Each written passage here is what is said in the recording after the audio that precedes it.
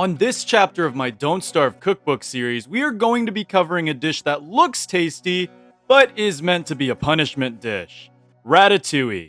This dish that also happens to be a hit Pixar movie provides 25 hunger, 3 health, and 5 sanity. It has a fast eating animation, takes 20 seconds to cook in a standard crockpot, has a priority of 0, and when fully fresh will take 15 whole days to rot. Ratatouille is categorized as a veggie food, so Wigfrid players cannot enjoy this dish. Although, let's be honest, they aren't missing anything from this dish. Ratatouille makes an appearance in both Don't Starve and Don't Starve Together, and in the Hamlet DLC, Ratatouille can be purchased from the deli for 3 oinks each. It also gets a festive appearance during the Pig Fiesta, gaining a new red and yellow pot, and some decorative skewers. As a fun fact, Ratatouille is one of the dishes from OG Don't Starve, like before Reign of Giants. So how exactly do we make this deceptively unnutritious dish? Well, that's actually pretty simple. Ratatouille is pretty much just any vegetable.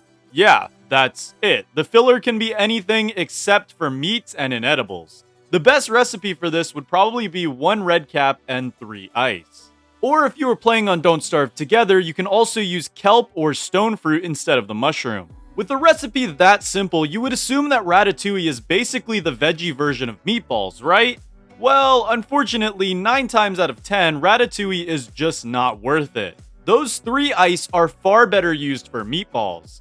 And if you say had 4 red caps, sure, Ratatouille can make them edible, but realistically, if you can afford the health cost, red caps are actually more nutritious just straight up, which is kind of funny. But yeah, overall, Ratatouille is a pretty bad dish. However, it is better than another dish that desperately needs a buff, stuffed eggplant. But we already covered that one, so yeah.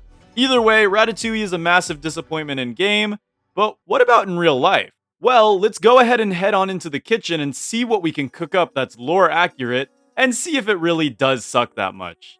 Alright, so to make our Ratatouille, we are going to need a recipe that's not only good, but also accurate to the in-game recipe. Luckily for me, this recipe is actually very simple. We just need to find 4 vegetables and smash them together. But the question is, what 4 will we be choosing? For this dish, I decided to go with a potato, a carrot, an onion, and finally mushrooms. And I know, before anybody says anything in the comments below, mushrooms are not vegetables, but yeah.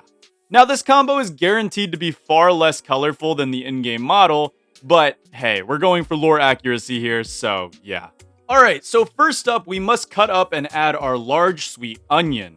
And I gotta say, this series is actually awesome to me because finally, not only can I say I'm a proud onion enjoyer, but also I'm getting better at cutting them, which is actually pretty awesome. Next up is the carrots, and these I had to do a little fancy. In-game, the carrots look like they are wedged rather than chopped, so utilizing a sideways cutting motion, we create some oval-shaped carrot chips to add to our skillet. We do this to the entire carrot, and then next up, the potato. Now, I didn't parboil this potato, which in general is a pretty bad idea, but in this case, it's okay because I'll be cubing the potato in very small cubes. If I were doing wedges or something that was a bit bigger, then a parboil would have been necessary, but with chunks this small, it's gonna be alright. And finally, the mushroom. This part is relatively simple. Dicing up the mushrooms and adding them to the skillet. Now we move over to the stovetop to begin the frying process, and yeah, this looks very not colorful. Luckily, I'm not limiting myself on seasoning, so I add a bit of paprika, garlic powder, and salt before frying it up. In the end, we had this, and honestly, despite it being mostly beige, it actually didn't look half bad. But the real question is, how did it taste? Well, let's figure that out. Alright, so now it is time to taste test the Ratatouille. No, I don't think this is actually Ratatouille, but it makes Ratatouille and Don't Starve, so it's Ratatouille here.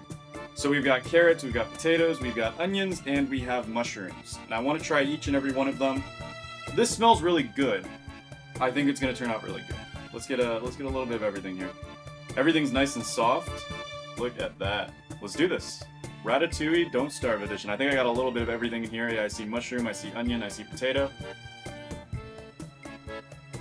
Yeah, that's really good. It's funny enough, the onion is what's the most strong here, but it's like a good onion. It's got a like caramelized taste.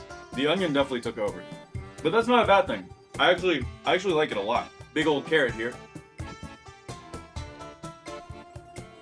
and that tastes like a carrot. Overall, I really like this. It might not be actual ratatouille, because, you know, you're missing the tomatoes, you're missing the other vegetables that you would generally have in a ratatouille, the bell peppers, all that fun stuff.